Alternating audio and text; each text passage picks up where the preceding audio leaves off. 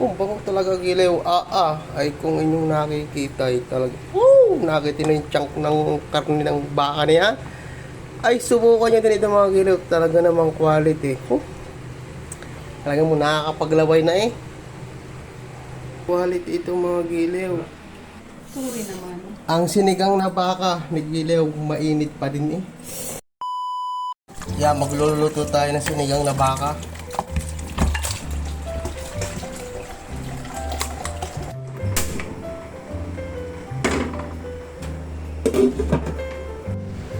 Mga gilew, ilagay na natin yung mga pampalasa habang nagpapalambot. Ang bango yan pala ang ayos na eh. Natin ang asin. Lagyan natin ng paminta. Patiis. Yan. Unahin ang matitigas. Labanos. Sinigang na gabi. Yung may gabi. Lagyan natin ng hugas bigas. Yan.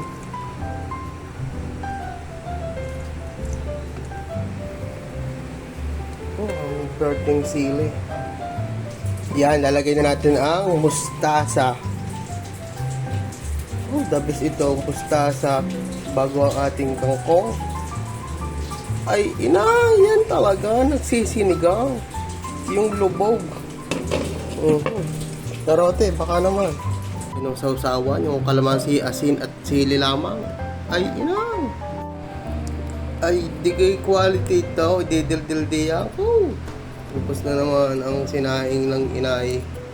Haluin natin ngayon mga gilew. Kung bango talaga gilew, ay kung inyong nakikita ay talaga, nakita na yung chunk ng karne ng baka niya, ay subukan nyo din ito mga gilew, talaga namang quality. Talaga mo nakakapaglaway na eh. Ay, ito na nga po.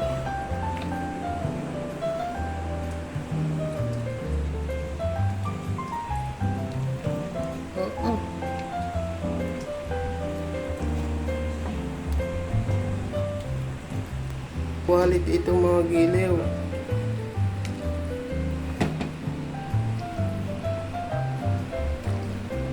Bilis ka palang kumain. Hindi dapat sa bungad ka lang.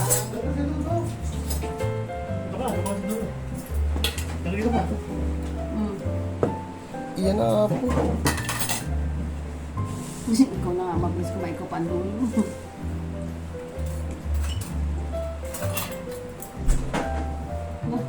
Gulay lovers.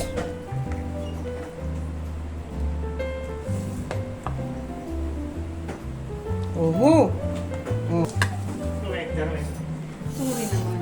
Ang sinigang na baka ni gilew, mainit pa din eh.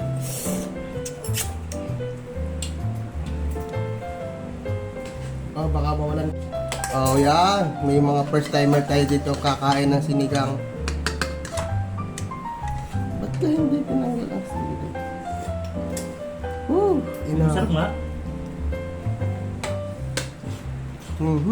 Mustasa dapat ilalagay nga ano. Masarap lang eh. Bigyan ko. Yung kangkong, pampadami lang ng gulay.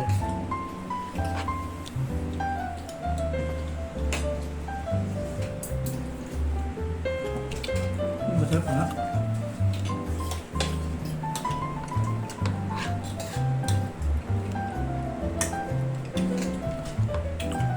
Lagi ito yung bahaw. Ang kanin. Naglabig na kanin.